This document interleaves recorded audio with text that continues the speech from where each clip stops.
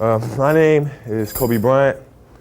I'm 17 years old, and I've been lucky enough to live not only in different parts of the United States, but Europe as well. My father played professional basketball. He played for the Philadelphia 76ers, the Houston Rockets, and the San Diego Clippers. He played professional basketball for 8 years, and after his 8th year, he decided that it would be best for him to move on and to take his talent elsewhere. So we packed our bags and moved to Italy, where he played professional basketball again for 8 years. At the time, I was only 6 years old, and I was pretty much clueless about the whole situation. But my parents basically told me, Kobe, you're going to an Italian school, we want you to learn a new language, and when you're young, you just basically do whatever your parents tell you to do with no questions asked. So I said, fine, I'm gonna learn this new language, which I did. I can speak Italian fluently. And I met a lot of new faces, a lot of interesting people, and Italy became my home. My heart is there, and my heart will always be there. So it's very hard. My father told us that he's retiring from the game of basketball and that it was time for us to come back to America. I didn't want to come back, and my sisters didn't want to come back. But when it was time to start school, I thought that me and my sisters would be together at the same school, just like in Italy. But my sisters were older than I was. They were starting high school. So Sheree and Shay attended Lower Marion High School, and I was stuck at Ballackinwood Middle School. And it was very hard getting adjusted, simply because I had a lot of trouble understanding English and the slang. But one thing I had in common with some of my other students and classmates was basketball. And unfortunately, because of the lack of communication with my peers, I wasn't invited to parties or friendly gatherings on the weekend. So on Fridays and Saturdays, I would go in my rec room with my basketball and basically dribble myself to sleep. And I think that was the best thing that could have ever happened to me, because during those lonely hours in the rec room, I discovered the hunger, the motivation, and the desire to be the best possible basketball player that I could be. I enjoy it. I enjoy all the attention, because it's a great feeling to know that you set a goal for yourself and you were able to reach that goal and to knock it down. I have a big decision coming up, and that's whether or not to go to college or straight to the NBA. But the two people that I admire the most are my mother and my father, because when things were going great or whether things were going bad, they were always there for me. They would come up to me and say, hey, there's another day, the sun will come out tomorrow. It's time for you to move on and go for bigger sights, set some bigger goals. A lot of people would say, how could a young man growing up in Italy turn out to be one of the top 2 high school basketball players in the country? How could that be? When I came back, it was really one of my top goals to become one of the best here in America. I wanted to prove everybody wrong that told me I couldn't do it. So when I came back here, I just played as hard as I possibly could and played every single moment. And here I am.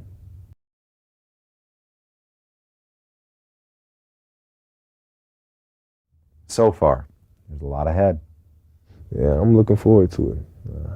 I'm ready to get it on, finish this high school season strongly, hopefully win a state championship. That's my ultimate goal. Hopefully I can do it. If Kevin Garnett did not go directly from high school to the NBA last year, would you even be thinking about it? Yep, that was my goal since 9th grade, believe it or not. I told one of my best friends, and still my best friend to this day, I said, I'm a senior in high school, I want to have the option to either go to the NBA or go to college. I didn't know if he believed me. I don't know if anybody believed me. But that was a goal that I've always had. And I really didn't look and say, oh, Kevin Garnett did it. Now I'm seriously going to consider trying to do it. It wasn't like that. I've been raised to be an individual. And regardless of if Kevin stayed in college or went to college or whatever, I'd still be in the same situation I am today. Do you think, have you thought, will it be enough for me to know that I could have gone to the NBA? Might that be enough for you? And might that be the reason that you go to college? No. The reason I go to college is because I feel that I need more experience, need more maturity, and that I have some growing up to do, and that I want to go and experience the college life and get that education while I was there. Can you tell me honestly right now, do you know what you're going to do? No, it's like a balance beam. Like 1 week I said to myself, hey, I would like to go to the NBA. That's what I'm going to do. Because I think I saw Chicago play Orlando or something. I got excited. Then I see North Carolina play Duke. I'm like, man, this college atmosphere is crazy. This is what I want to do. I want to go to college. So I changed my mind like every other week. But, once I reach that point, I get to an even keel and say, this is what I want to do, then that's what I decide. Kobe Bryant have decided to take my talent to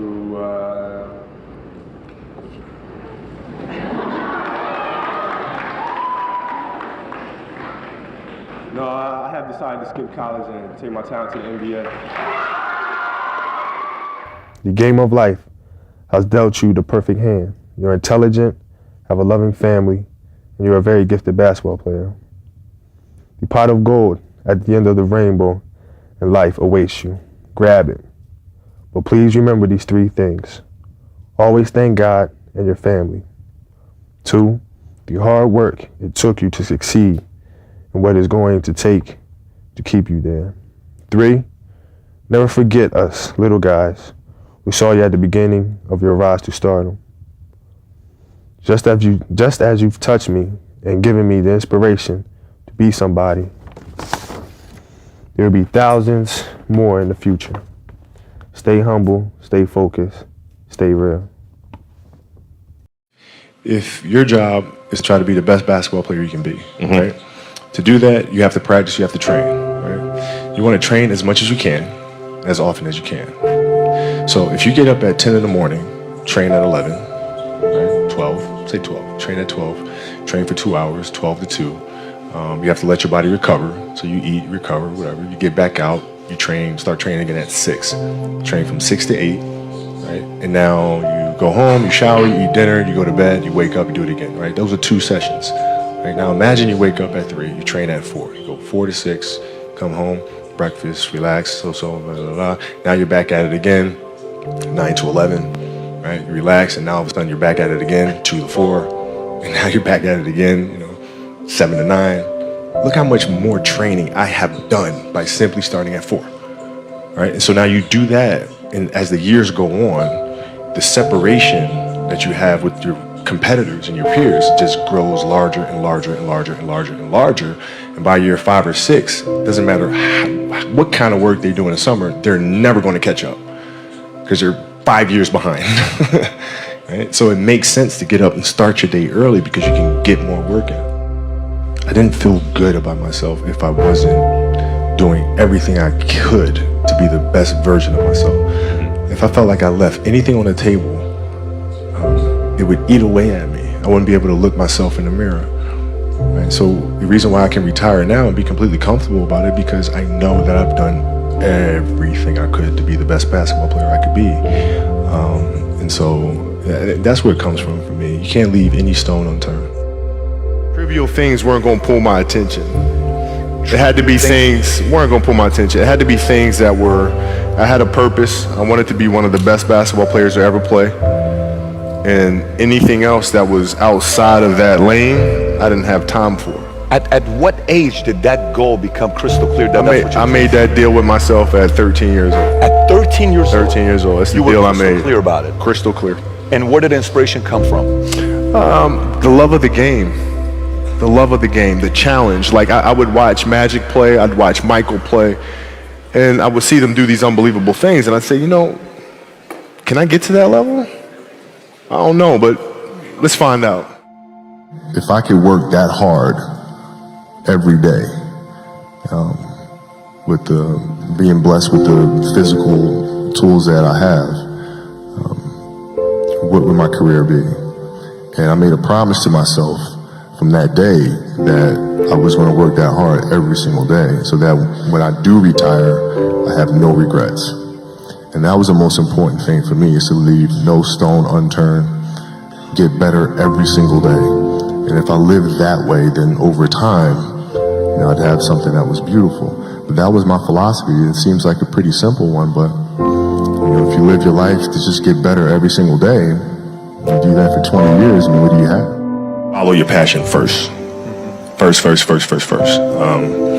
When I retired from the game, and I sat there asking kind of all the wrong questions. You know, what's the biggest industry I can get into? And it's all the wrong stuff. And you got to sit there and ask yourself, okay, what am I truly passionate about? What do I enjoy doing? And when you feel that way, honestly, you feel like you've never worked a day in your life. It's the most fun thing in the world. You get up in the morning excited about what you're doing. And you got to be really honest with yourself about it. If you wake up in the morning and you're dreading going to work, dude, do something else. Do something else. And those are hard decisions to make, but when you make those decisions, it's a very liberating experience, and you'll find out that the rewards will come. You know, basketball for me was the most important thing. So everything I saw, whether it was TV shows, whether it was books I read, people I talked to, everything was done to try to learn how to become a better basketball player. Everything. And so when you have that point of view, then literally the world becomes your library to help you to become better at your craft. The competitiveness that I bring to work every day is really helping people, in a sense, be competitive with themselves, right? If you're animating something, or you're writing a screenplay, or you're composing a piece of music, is that the best you can do? Right? Don't ask me. Don't say, okay, do you approve? Don't ask me. I'm not the musician. I'm not the composer. You know. Right? So the competitiveness is more from an individual perspective. Is this the best you can do? And if the answer is yes, then off we go. We talk about this often, and we always talk about the fact that you can learn a lot more from the failures than you can from the successes. And you have to figure out where those landmines are, and then how to best avoid those, or help entrepreneurs, and ourselves included, figure out the clues of where those landmines are. You know, not that you're going to avoid all of them, Right. but it's also when you do step on one, figuring out, okay, how do you recuperate? How do you balance back and pick yourself up? Dreams they should be pure. I think a lot of times when we're born into this world, we actually wind up going backwards, and it seems like the more we mature, the more responsible our dreams become, and the more governors we put on ourselves and our ability to dream and to reimagine. And it's always a fight for us parents and for you guys to make sure that your dreams always stay pure. And so it's not a matter of pushing beyond your limitations or expectations. It's really a matter of protecting your dreams, protecting your imagination. That's really the key. And when you do that, then the world just seems limitless. Passion came from the love for the game. I loved everything about it, like the smell of the ball. You love the smell of the ball? Yes, the ball. The smell of like brand new sneakers, and like the sound the ball makes when it hits the ground. Yeah, the ball going through the net, like all those things I love. And so the passion comes from that, because once you have that love, you just want to be a part of this thing all the time. I think the best way to prove your value is to work, is to learn, is to absorb, to be a sponge. You always want to outwork your potential. As hard as you believe you can work harder than that. If your practices aren't more competitive than the games themselves, you're doing the wrong thing. Mm-hmm. And most of these teams and coaches have gotten into a mindset of resting players. Mm-hmm. Oh, it's too much. We're not going to practice light day. Phil never gave us a light day. Mm-hmm. There's no days off. You show up and you work. Yeah. You practice. Yeah. And practices are going to be worse. They're going to be more physical. There's going to be more trash talking. And I'm going to let you know. Right? Yeah. If you didn't show up today, I'm going to let you know. Yeah. And it's going to be embarrassing, and you're going to hate it. But when Game 7 rolls around, the NBA Finals, you will be prepared. Rolled my ankle really, really bad. I came back, finished the series, but I couldn't touch a basketball until mid-September, which was driving me crazy because I couldn't train. Mm-hmm. But I looked at, this was like the 10th time I rolled my ankle in one season. So I'm looking at that and I'm saying, okay, I got to address that. And so being that I couldn't get on the basketball court, what I did was I took tap dancing lessons. No kidding. I took tap, and tap was like the best training for me in the world because it strengthened my feet, it changed my rhythm and my approach to the game. I was able to change speeds when I came back the following season. I think dancers put way more strain on their body than athletes do. And I think there's a lot that can be learned from that. My daughter took ballet for several years, and I would sit there in the class, right? And I didn't know what I was getting into because I don't know anything about ballet, right? But I'm sitting there in the class, and I'm watching her get the first position, the second position. I'm learning the structure and the rules that go along with that. And as athletes, there's a lot to be learned from that. Because if you simply go out there and perform and play, yeah, you'll be great every now and then. But if you play with structure, if you understand the rules that come along with that, the discipline that comes along with that, then you reach another level. But you guys have my respect. If other people don't see that, they're idiots. At 13 years old, I had I had a kill list. And so, they used to do these rankings. It was Street and Smith basketball rankings. And I was nowhere to be found because I was like 6'4", scrawny, like 160 pounds soaking wet. So I was like 57 on the list. And so I will look at 56, 55, all the way up to number 1, who these players are, what club teams they played for. So when we go on an AAU travel circuit, I got to hunt them down, right? And so that became my mission in high school, is to check off every other person, all those 56 other names, hunt them down and knock them down. The game is just a part of me. So it never leaves. Even now that I'm retired, everything that I've learned from the game of basketball, I've carried it over into life. Like basketball has helped me be a better person, a better friend, a better father. Well, because there's life lessons that are within the game, like communication, like unselfishness, like attention to detail, and empathy and compassion. Like all those things are in the game. And as an athlete, if we are aware of those things, it helps us become better human beings.